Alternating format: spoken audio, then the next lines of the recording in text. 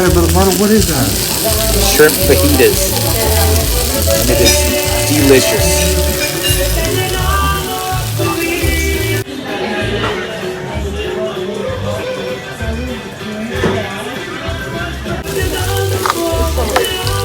Thank you. So you're saying how many times do you eat here, Brother Barlow? Couple times a month at least. What is it called again? El Tepeyac. El Tepeyac. And this is right by the It's right by Burlington Coat Factory, between Burlington and Lumber Liquidators. I'm gonna give everybody a look of what we're about to eat. That's the rice and beans. You said the rice and beans is awesome, Brother Barlow? It's insane. This is the chicken fajita. Give you a close-up of the sizzle. Yeah. You said this is your wife's favorite dish, huh? Yeah, she loves the chicken fajitas here. And that's the famous salsa that Brother Barlow. So good. I just was eating some of it. It's a little spicy, but it's really, really good, though. Has great flavor. That's how Brother Barlow dishes up his rice and beans. Like to eat it like a soup. What are you calling this again, Brother Barlow? This is the shrimp fajitas. It came sizzling. Oh man, it's smoking.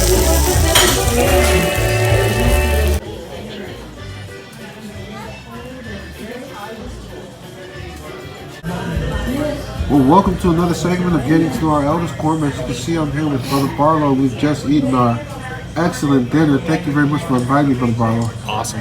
I highly recommend this place. I had the fajitas with peppers and onions and the chicken version that was Sister Barlow's favorite one, right, Brother Barlow? It is. I just tore it up. Let me show you a little bit of it right now. But that's all that's left. And I'm still going to go at it. And I plan on going at it while he's talking. Brother Barlow, you were telling me a little bit about your family. The kids are in water polo and the different. You also got a new job position today. Correct. Well, we'd love to start off talking about your family. If you have some things you'd like to share about us, about you and your boys and your daughter and your family situation. Yep. Well, all my boys and daughter all started out in Little League, softball and baseball, and as they got a little bit older, we gravitated more towards the water sports. And actually, because of the Tanners was the reason we did that, because all her boys swam and played water polo, and Jolene used to take my kids with her at the daycare to the games and to the meets, and so I think they kind of got the bug then about what they wanted to do and how they wanted to do it. So once we kind of left the baseball scene, swimming was there and water polo, and couldn't get them out of the water after that. So they just kind of, they call them fish people at school. There's land mammals and fish people, and I guess they're the fish people. So yeah, I was just with your boys yesterday, man. Their whole body, you can tell, right? You can just tell that they're swimmers, man. Yeah, they've got long, lean muscles. That's for sure. Muscles. Thank you very much. You're welcome. Thank you so much. It was awesome. Appreciate it. Thank you. Go ahead. Talking about long and lean, we're just talking about the heights of your boys. Yeah. Right after COVID, man, when we were separated from that year, the first time I seen your boys, I was blown away, man. How much did they grow, Brother Barlow? I think Tristan in the year and a half shut down grew, I want to say 6 inches, and Gavin probably grew 9, give or take. So yeah, they've both sprouted up quite substantially in the last year and a half. Yeah. But hormones have most to do with that more than anything. So. Did you say Gavin right now has got an inch or so on? He's maybe not quite an inch, probably quarter to a half inch. He's just over 6, and Tristan's just right at 6 or right just short of 6. So yeah, it's pretty close. Yeah. And I don't know that that'll stay true, but as of right now, he's got about a quarter of an inch on him. I'm sure Gavin will take that anytime. Yeah. Oh yeah. Take that right to the bank. Those two are very competitive with each other. it's almost ridiculous how competitive they are towards each other. Yeah. And rightfully so, right? Yeah, yeah. So, Brother Barlow was also talking about the, so your kids, you've enrolled them in sports almost their whole life. And you were telling me about the different lessons that they learned in sports, and I absolutely loved it. Yeah. Do you think you can share Sure. some of those thoughts with us? Yeah, we you asked me what was one of the greatest things about the sports in my book, and I said that I thought the greatest lessons that they learned were humility, and it was kind of in how they learned to lose more than trying to win or anything like that. It was more of the ability to lose. They still don't like to lose. Yeah. They're very competitive, and if you've ever played dodgeball with them in the stake or any kind of sports at Mutual or Young Men's, they're ultra competitive, especially with each other. But they're just ultra competitive as a whole. But the one thing that sports did teach them was, try your best, be competitive. But if you do lose, you lose with graciousness and dignity. Exactly. And that's probably the biggest thing that they learn from the sports aspect of it is learning that you can try and you can think you're the best, but there's usually always somebody better than you, and the ability to accept that and move on is probably the biggest lesson in life. There's lots of teachable moments in sports, and that's the biggest one, is that everybody has a superior at something or at some point in their life, and it's important to acknowledge it, deal with it, move on, and learn how to live with it. Yeah. Speaking of how to learn with it, Brother Barlow, I love that story about the boys, but you were also telling me a story about Allison and how she was able to overcome some of the trials that she had to share. You mind sharing that? No, not at all. So Allison has always been, on the girls aspect, a pretty phenomenal swimmer. She still is. She's a very good athlete. She's a really good swimmer. But last year she came out of water polo, and she had been kind of out of the swimming aspect of life for a few months, and then after water polo she took a couple weeks off, and she really wasn't in the best shape of her life. When they came back from spring break, they had what's called time trials for swimming for the school. Yeah. And she came into it, as the number one swimmer at CV, and she was in her mind she was just gonna dominate, and a couple of freshmen came in and kind of pounded her doors pretty good, and she hadn't really had that in her life a lot.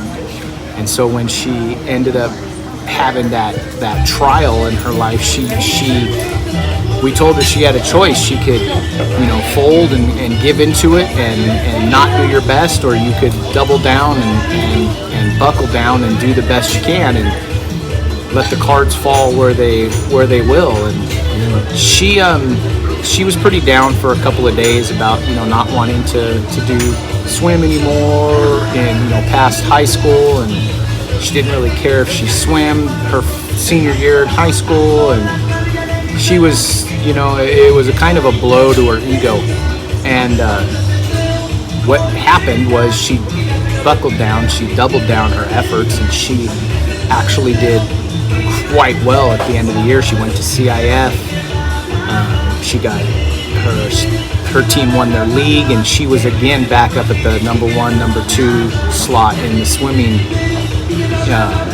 paradigm, if you will, in the pyramid. And she felt good about it, to the point that now she's talking about swimming in college and doing what she was wanting to do to begin with. But it just proved a point to her that you can go two ways when confronted by a problem. You can wilt and shrink, or you can rise to the occasion. And she actually rose to the occasion, as Tristan and Gavin have a couple of times in their sports lives, and done well. And that's, like I said, that's one of the biggest things that sports have shown them, is that, you know, there's always another way. Yeah. Thank you for sharing that, Brother Barlow. And I agree with you too, man. Sports, I don't know. Sports has something in it that teaches you life lessons and gives you the experience that you need as a young kid. That I'm sure your boys are getting. Now your daughter's going to Dixie College now, right? Yeah, she's that's where she wants to go. She's kind of working on getting a scholarship, see what she can get there. You know, if she can, she can. If she can't, you know, then at least she didn't try, and she can always go up there and swim for the team without a scholarship. But she's actually looking to get a scholarship, so we'll see what happens. Good for her, and good for you too. Yeah, you know,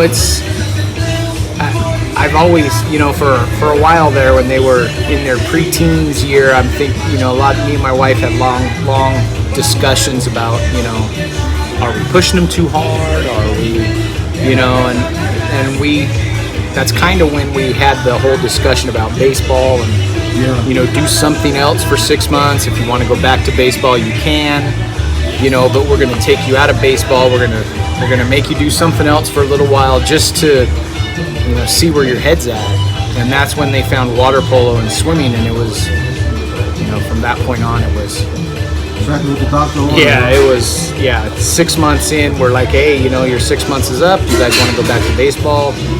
And both the boys were like, nah, we're good. You know, they got their tentacles in on the water polo bug, and they really thrived. So yeah, it's been good. Their season just started this. They just had their first game yesterday, and they're going to do really well this year. They actually, it's kind of fortuitous what happened to their school with their divisions, because they did really well 2 years ago, or pretty well 2 years ago. They made CIF playoffs, and they had a pretty decent season. But their two biggest players one was a senior 2 years ago, and one was a junior. The rest of the team was sophomores, and so they last year they struggled with everybody still being young, with the layoff of a year, and they really struggled. But it actually helped them grow as a. Ready for church? Sure. Play together or separate? Separate. Okay. So we did. So it was kind of fortuitous, because what happened is it actually dropped them down a division. Oh. So instead of Division 4, where they were, they're now in Division 5. But the whole team's seniors, and they're very good. So I wouldn't be surprised if they win a CIF title this year. What was the score of the first game? They beat Palm Springs 21-4. Oh, Yeah, it was. Gavin is the. Thank you. Gavin is the goalie, and Tristan's one of the main attacks, and they're both starting, and they're both doing well, really well. Tristan had, I think he had 7 assists and probably 7 or 8 steals, and Gavin had like 8 saves, 10 saves. Oh wow! And they just did really well. So I expect them to do. You know, it's a young team. I expect them to do pretty well. Or it's an older team now. They got their. So Tristan's a senior and Gavin's Tristan's a senior and Gavin's a junior. Yeah, so Gavin's got one more year there. Yeah, and he's got a lot of good. They're out of their starting 7. There's only 4 are seniors, 3 are juniors, and then they have 2 really good subs that are both sophomores. So they'll do pretty well next year too. But the problem is they'll probably win. They'll probably do very well in CIF this year, and they'll probably get moved up a division next year. I see. So they probably won't do as well playoff wise, but they'll still be a really solid team next year. They got a couple of good freshmen coming up, so they should do well. The boys got trucks too, I see. No, actually, Tristan and Allison both each got a truck, but it's not their truck. It's a family truck. So we just needed, you know, this man's been really tired of driving them around sports and school and water polo and swimming and water polo and swimming and water polo. There was one summer before they got their license when they were freshmen, and they had summer water polo and summer swim. So I probably made 8 runs down to the school a day, to different schools, to practices, to tournaments, to games, and it was. You're the taxi driver. Yeah, it got real. That was when I decided, you know what? First chance these guys get to get a license, I'm out. I'm done. I'm checking out. I remember you at Mutual, so every time at Mutual, you'd be sitting outside in your AC truck while those guys were. Yeah, it was tough, man. But it was easier to stay there and have the AC running than it was to drive home and drive all the way back. Right. So I just sit in the car and wait for them to finish. So, Brother Barlow, thank you for sharing that about your family. You love your family. I helped to catch a game. I think I came to one game before when it was at CBS last year. I love to come to catch another game with you. Is there, so we'd love to, this is, of course, it's called Getting Through Our Elders Quorum. Could you tell us a little bit about what you do? I know you had a new position today. I actually, just accepted a new position as a division head, a division manager for a forming and shoring company. I actually have my degree in drafting and design, and I worked in an engineering department for the first 5 years of my employment.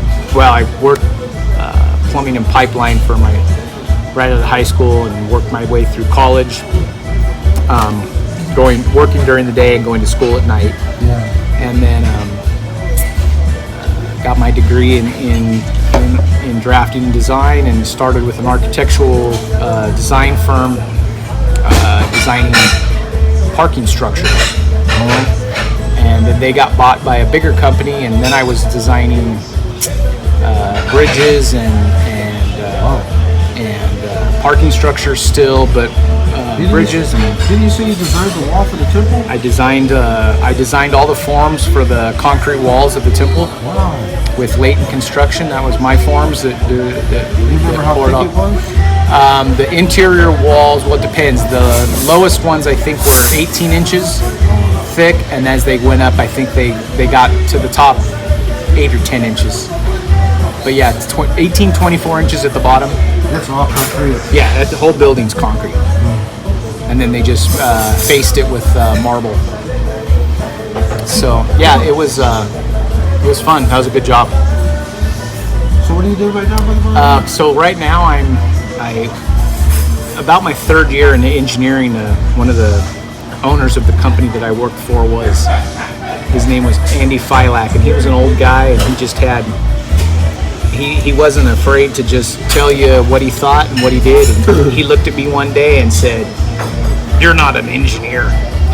And I said, "Sure I am. That's what I'm doing." Yeah.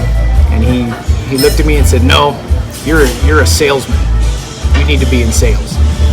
And I said, "No, I don't want to do that." Yeah. And the minute he said that, just a light bulb kind of went off in my head, and I really started to think about it. And about 6 months later, he told the other owner, Herb Dunphy, who was the head engineer and the co-owner of the company, that I needed to get out on job sites with him for sales and to learn how to do that, because that's my calling. It was not in engineering. Yeah. And I had never been on a sales call or anything, but he noticed it because a lot of the contractors would call our office, and they would talk to me because I knew how to talk to them, and I wasn't afraid to. A lot of the other engineers at the firm at the time, the draftsmen and engineers, were kind of introverted, and they and I would. So he was like, "Yeah, you need to. You got the acclimates to get out and do this." So went to a lot of jobs with him. Went to a couple of jobs in Miami, a couple of jobs in Puerto Rico, a couple of jobs in Hawaii, Denver, Phoenix, Washington D.C., Chicago, and just Minneapolis, Milwaukee, and then after that, our firm got bought by a bigger firm at that time, and I again was still in engineering, and the local branch sales manager called me and said, "Hey, here you're interested in sales. Let's talk." And the minute we talked, that was it. And that was, I think the first time we talked was like 3 days before September 11th. And then I took a position with outside sales in that company in October of 2001. And you've been doing it And I've been in sales doing almost the exact same thing I'm doing now for 20 years now. So what sells your... Yeah, it was, you know what I realized when I got into sales, I realized that I really liked to be out. Yeah. I didn't like to be in an office. I didn't like to be cooped up. Yeah, cooped up too much. So I like to have a little freedom. I like to be out and doing what I want to do. I have a little bit more freedom with my time, with my hours, with my schedule, and it really helped when the kids got older because, you know, I could take off a couple hours before, you know, I would have normally been able to and go to swim meets and practices and stuff like that. So it's really kind of benefited the family more than me. Yeah. So that's been positive. And the first few years into sales, I was top 10 in the country out of 116 salesmen, and it was just, you know, it's kind of what I was called to do. So anybody watching this video, our brother Barlow, that's in our ward, was interested in, what would be your tips for being a good salesman? Answering your phone.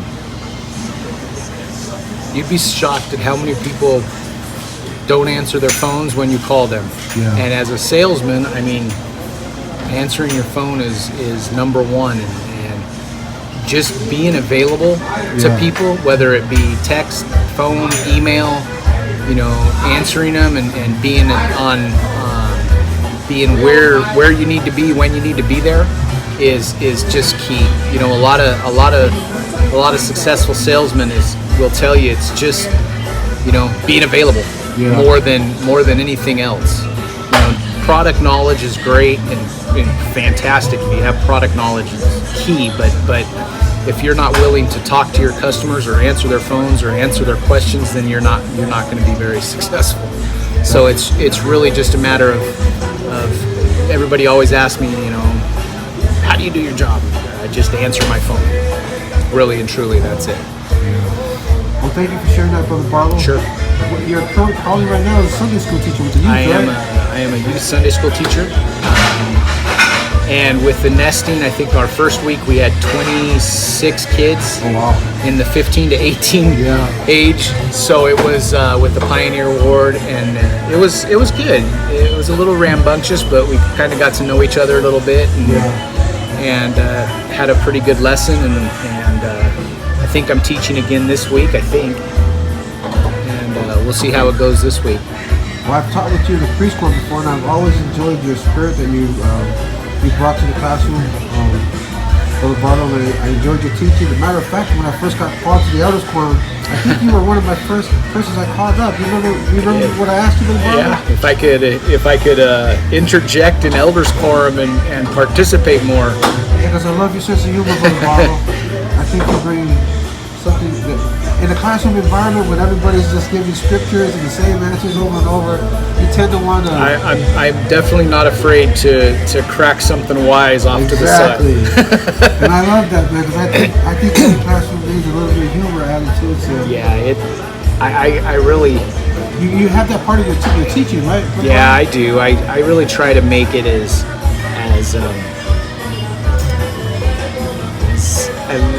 the least amount of preachy as I can make it, and you know, fun, interactive, and I don't mind a quick-witted joke or a snide comment. You know, a lot of times those kind of break the ice and get everybody involved a little bit. So I hate awkward silence. Yeah. Nothing bothers me more than awkward silence. But I noticed that about your teaching, that teaching technique you just said. You do make the students laugh, but once you get their attention, I noticed that's when you slide in a little gospel. Yeah, it's important to make sure that they they're enjoying the lesson you're trying to present to them, and laughing a little bit and having a good time is important to any teaching environment. I think the more you can interject in some fun and teasing is always, I don't know, I always seem to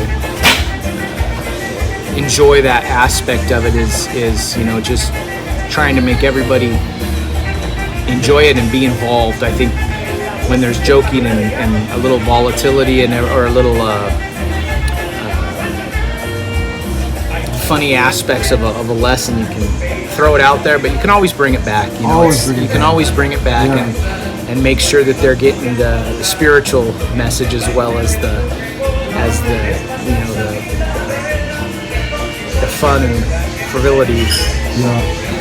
That's a word. Every time when I see somebody teach, I try to, if there's something that I think that they're good at and I like, I try to incorporate that into my own teaching. So that's what I took from you. I love your sense of humor when you teach, but I also enjoy how you interject at times. Once you got their attention with the sense of humor, then you shot in there with your gospel principle that you're trying to teach them. And I thought it was awesome.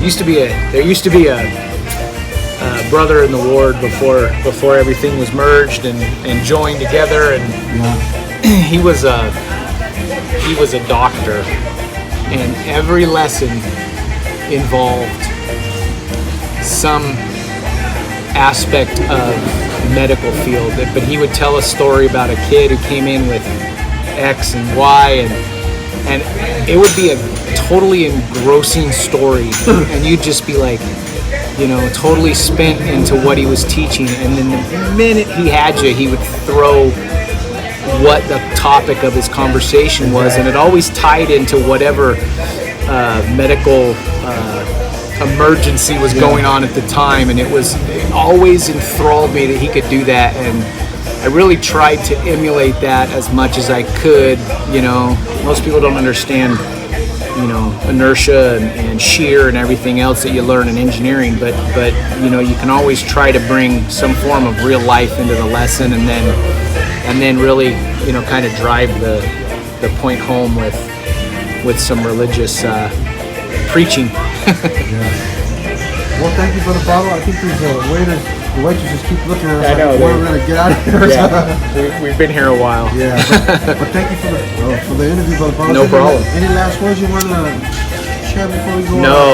No. Just really enjoyed the dinner and the conversation, and look forward to many more outings. It's been fun. That's right. So stay tuned, guys. Brother Barlow's got all the lockdown on all the restaurants, and there's another restaurant up the road you want to try, right? In Sales, there's a lot of lunches, so there's a lot of restaurants to find, and I think I found them all. Yeah. So in the future, we're gonna go to Thai Spoon next. Oh yeah. So we'll hit some Thai food next time. We'll try to get Brother Newell with us next time. That's right. And every time we'll go, we'll do a review, and then you guys can see give you the location of the place. But thanks for All right. No problem. Appreciate it.